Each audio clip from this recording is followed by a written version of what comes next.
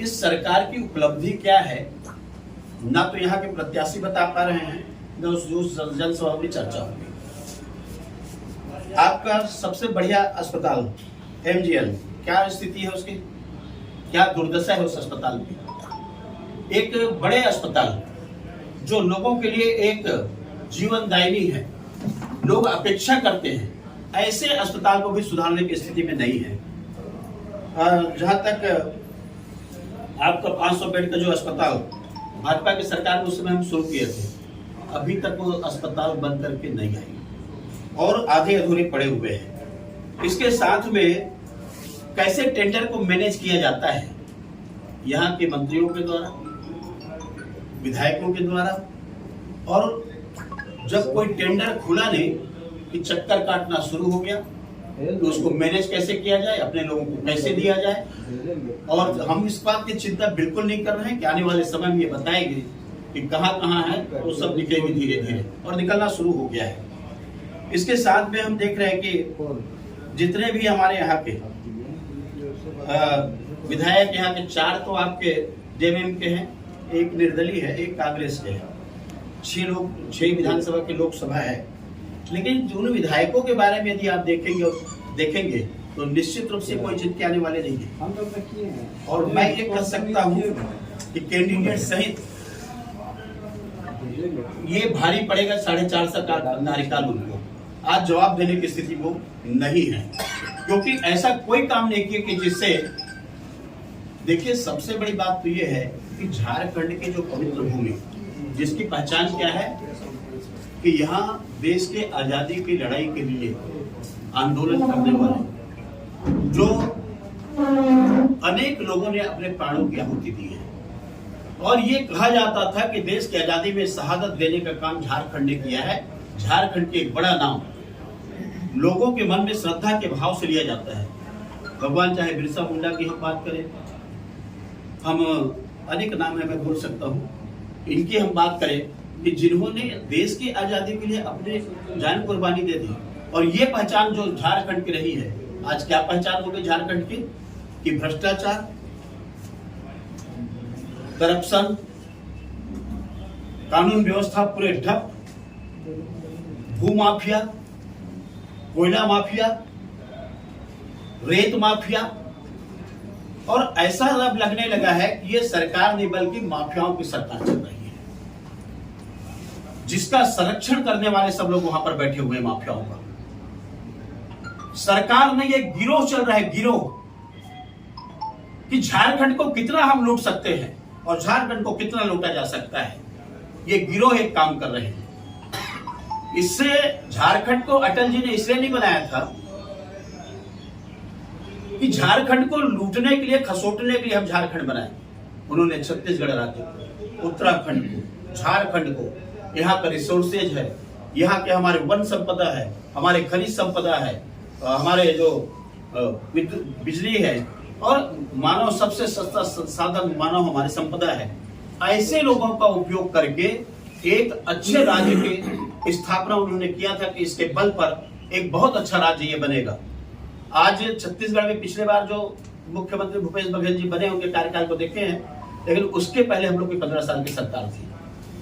पिछले बार उनके कुछ वादों के कारण में, और उनको लगा कि 15 साल हो गया, चेंज करना चाहिए, लेकिन 5 साल में उस सरकार को देख लिया लोगों ने और फिर बदल दिया, भाजपा की सरकार आई है। मैं ये कह सकता हूँ कि रिसोर्सेज के मामले में छत्तीसगढ़ से ज्यादा झारखंड में है। लेकिन मैं यदि विकास की बात करूं तो राज्य बनने के बाद में यदि सबसे ज्यादा विकास हुआ है तो छत्तीसगढ़ को है। झारखंड में जितना हमारे पास में संसाधन है और तेज गति से जो विकास होना चाहिए, वो कहीं ना कहीं प्रभावित हुआ है। और इसलिए जो कल्पना के साथ में अटल जी ने किया कि एक बहुत अच्छा राज्य होगा, सभी सुविधा लोगों को मिलेगी, सुख शांति होगा, उनके रिसोर्सेज का उनके लिए उपयोग किया जाएगा, बल्कि उसके खिलाफ ये सरकार काम कर रही है। जहां तक हमारे सांसद के महतो जी के बारे में कह सकता हूं कि 10 साल वो सांसद रहे, अभी सांसद है हमारे, और इस बार तीसरी बारी इस चुनाव को लड़ रहे हैं। पिछले समय उन्होंने पहले चुनाव में लगभग 98-99 हजार वोट से जीता। उसके बाद में हम दूसरे चुनाव में देखें तो 3 लाख से ऊपर वोट से जीते, और इस बार जो जनता की आवाज आ रही है 4 लाख की पार। मुझे लगता है कि 4 लाख के ज्यादा वोटों से हमारे सांसद जीतेंगे। 10 साल में उनके खिलाफ में कोई उंगली नहीं उठा सकते। उन्होंने भी केंद्र से बहुत सारे काम लेकर के आए, उस काम को कराए। हाईवे का यहाँ पर निर्माण हुआ, और उसके साथ में जो विकास निधि के नाम से जो राशि दिए के रूप में काम कर रहे हैं, और हाउसिंग बोर्ड का चेयरमैन भी रहे। रजनीश सिंह जी हमारे पहले जिलाध्यक्ष थे, उसके बाद में हमारे विधायक थे। साथ ही हमारे अनिल मोदी जी जो हमारे जिला महामंत्री, और प्रेम झा जी हमारे मीडिया के काम देख रहे हैं। उपस्थित प्रिंट मीडिया, इलेक्ट्रॉनिक मीडिया, आज के प्रेस वार्ता का जो मुख्य विषय है कि ईडी गठबंधन की सभा, भ्रष्टाचार के जननायक केजरीवाल जी जेल से अस्थायी बेल लेकर के निकले, और झारखंड में आकर के भ्रष्टाचार में पर्दा डालने के काम करने के लिए आए। पूरे यदि उनकी सभा को देखेंगे तो सबका जो केंद्र बिंदु था नरेंद्र मोदी, कि नरेंद्र मोदी को कैसे गाली देना, उसको अपमानित करना। सामान्यतः जब कोई चुनाव के समय में आते हैं, उनका अपना एजेंडा होता है, अपना बिंदु होता है, और उस एजेंडा के ऊपर में लोगों से वोट मांगना। लेकिन आप लोगों ने देखा कि इसमें केंद्र बिंदु उनका एजेंडा नहीं था। इस देश के प्रधानमंत्री नरेंद्र मोदी जी वो केंद्र बिंदु थे। और केंद्र बिंदु क्यों है कि पूरे देश भर में देख लीजिए आप कि भाजपा सरकार जहां पर नहीं है, ऐसे जगहों पर लगातार करप्शन, भ्रष्टाचार, और उसके साथ में परिवारवाद और ऐसे लोगों का गठबंधन, जिनका एक सूत्र है कि मोदी जी को प्रधानमंत्री बनने से रोकना। लेकिन जिस प्रकार से पूरे हिंदुस्तान में, झारखंड में, और अभी मैंने जो 6 विधानसभा है, उस 6 विधानसभा का हमने दौरा किया है, 40 मंडल है, उस मंडल में भी पहुंचने का जो काम हुआ है, और हमारे साथी सब जगह बैठे हुए हैं। जनमानस मत बना लिया है कि हमारे लोकप्रिय सांसद जो हमारे वर्तमान में प्रत्याशी हैं, उस प्रत्याशी को तीसरी बार सांसद बनाना, हैट्रिक बनाना, ये जमशेदपुर टाटानगर के हमारे लोकसभा क्षेत्र के मतदाताओं ने ये तय कर लिया है। साथ ही जिस प्रकार से आप देखेंगे कि नरेंद्र मोदी जी के 10 वर्ष के कार्यकाल, इस 10 वर्ष के कार्यकाल में एक आरोप भी नहीं लगा पाए, और जिस प्रकार से आपके गांव से लेकर के राष्ट्रीय स्तर और अंतरराष्ट्रीय स्तर पर इस 10 वर्ष में भारत का सम्मान बढ़ाने का काम इस देश के प्रधानमंत्री के द्वारा किया गया है। आज हमारी अर्थव्यवस्था की यदि हम बात करेंगे, 14 में हम 11वें नंबर पर थे, और सरकार में आने के बाद 10 वर्ष में उसमें हम ब्रिटिश को भी पीछे छोड़ करके हम 5वें नंबर पर आ गए हैं। और हमें पूरा उम्मीद है कि तीसरे बार प्रधानमंत्री बनेंगे, मजबूती के साथ में पूरे विश्व में हमारा तीसरा स्थान अर्थव्यवस्था में हमारी होगी। इसके साथ में हमने देखा है कि गांव में लोगों के जीवन में जो परिवर्तन आया है, प्रधानमंत्री आवास, जल जीवन मिशन के अंतर्गत पानी पहुंचाना, 80 करोड़ व्यक्ति को कोरोना काल से लेकर के आगामी 5 वर्ष तक उनको चावल मुफ्त में देना, आयुष्मान का कार्ड बनवाना, 5 लाख रुपए तक उनका इलाज करना, और उसके साथ में बहुत सारी योजनाओं से आप परिचित हैं। सारी योजनाएं मुझे गिनाने की जरूरत नहीं है। लेकिन 50 साल तक कांग्रेस एक छत्र राज की, चाहे वो राज्य में हो या केंद्र में हो, लेकिन उनको तब गरीबों की याद नहीं आई, और गरीबों की याद नहीं आई, गरीबों के जीवन में कोई सुधार नहीं हुआ। एक छटाक चावल 1 किलोग्राम चावल गरीबों को मुफ्त में नहीं मिला। चावल सड़ रहे थे, सुप्रीम कोर्ट ने टिप्पणी की, लेकिन उसके बाद भी नहीं दे पाए।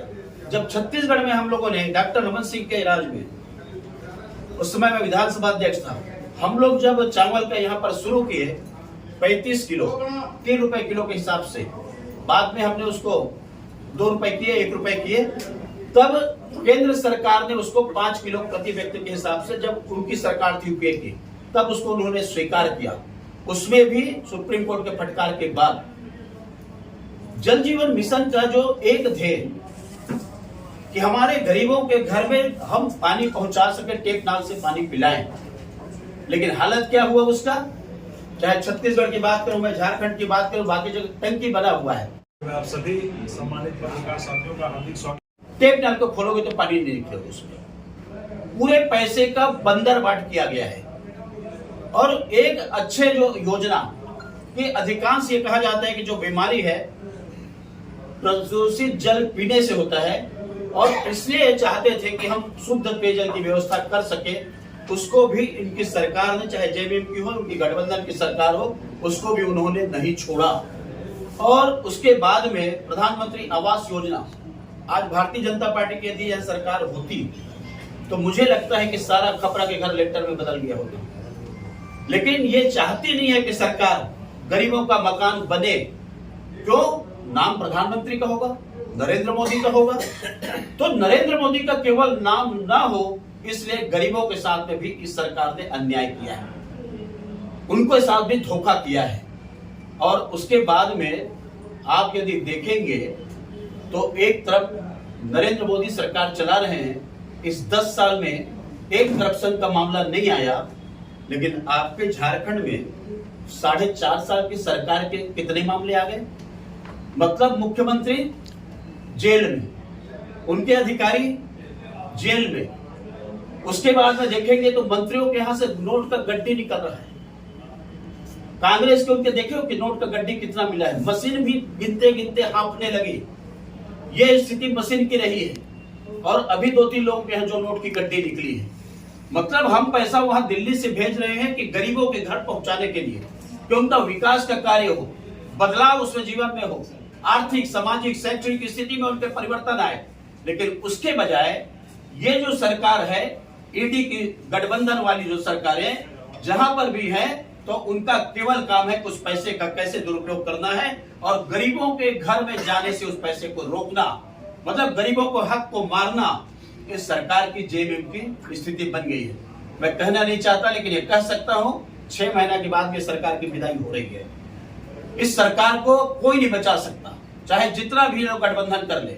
आज गठबंधन की स्थिति क्या हो रही है हिंदुस्तान से छुपा हुआ नहीं है, सारे लोग उसको देख रहे हैं। और इसलिए जिस प्रकार से ये कहा जाता है कि एक आदिवासी मुख्यमंत्री है तो आदिवासी का विकास होगा, ये कैसे मुख्यमंत्री है कि आदिवासी के जमीन को हड़पने में लगे?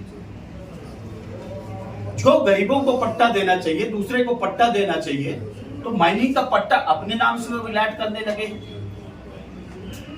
क्या मुख्यमंत्री बनने का आपका यही है कि गरीबों का हक मारे, आदिवासियों का हक मारे? और आपने आदिवासियों का हक मारने का काम इस सरकार ने किया है, जेवीएम की सरकार ने। और जांच के घेरे में जब यदि हम बात करेंगे कि इनकी क्या है, तो जिनका मुखिया ही जेल में बंद है उस सरकार की क्या आप बात करेंगे? लेकिन जो मुख्यमंत्री अभी बने हुए हैं चंपई जी, वो भी उसी रास्ते पे जा रहे हैं ना। इतना होने के बाद भी वो रास्ता छोड़े नहीं है, रास्ता भी उनका वही है कि पिछलग्गू बन करके उसी रास्ते पे जा रहे हैं। और इसलिए मैंने कहा है कि सरकार को कोई नहीं बचा सकता। ये 6 महीने के बाद में चुनाव होंगे और 6 महीने में भाजपा की सरकार आएगी।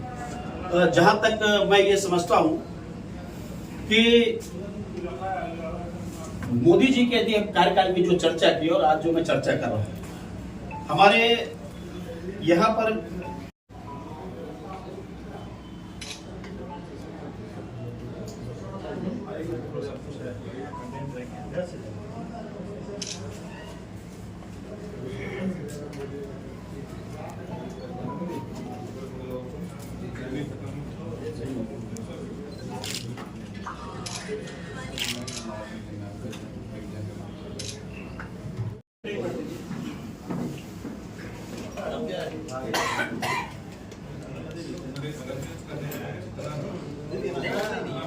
अवेलेबल है क्या? ये रखा देखी है और निश्चित रूप से सारे रिकॉर्ड को ध्वस्त करते हुए उससे ज्यादा वोट से इस बार वो जीतेंगे। उनके बहुत सारे कार्य इसमें लिखे हुए हैं, आप लोग ज्यादा जानते हैं, मुझे बताने की जरूरत नहीं है। लेकिन मैं ये कह सकता हूं कि एक सांसद की जो भूमिका होनी चाहिए और उस भूमिका के साथ में सांसद ने अपनी भूमिका का निर्वाह किया है। तो हमारे जो साथी 14 लोकसभा में छत्तीसगढ़ से हमारे लोग बैठे हुए हैं और जिनसे हमारी चर्चा हो रही है और चर्चा के दौरान भी आया है कि झारखंड 14 के 14 सीट बीजेपी के खाते में जा रही है, बीजेपी के गठबंधन के खाते में जा रही है और इन 14 की 14 सीट देने का जनता ने मन बना दिया है। छत्तीसगढ़ के पूर्व प्रदेश अध्यक्ष, पूर्व विधानसभा अध्यक्ष और वर्तमान में बिल्हा विधानसभा के लोकप्रिय विधायक, पार्टी के वरिष्ठ नेता आदरणीय श्री धर्मलाल कौशिक जी, पूर्व नेता प्रतिपक्ष छत्तीसगढ़ विधानसभा एवं छत्तीसगढ़ विधानसभा में पूर्व नेता प्रतिपक्ष रहे आदरणीय श्री धर्मलाल कौशिक जी, हमारे बीच में छत्तीसगढ़ के प्रदेश उपाध्यक्ष भूपेंद्र सवन्नी जी उपस्थित हैं और हमारे बीच में छत्तीसगढ़ में पूर्व विधायक रहे, वर्तमान में पार्टी के प्रदेश के प्रवक्ता आदरणीय श्री रजनीश सिंह जी उपस्थित हैं। इस जमशेदपुर लोकसभा मीडिया प्रबंधन का कार्य देख रहे आदरणीय श्री अनिल मोदी जी। मैं ज़्यादा वक्त ना लेते हुए आग्रह करता हूं आज के मुख्य वक्ता आदरणीय श्री धर्मलाल कौशिक जी से कि आप आज के इस प्रेस वार्ता में आप सबको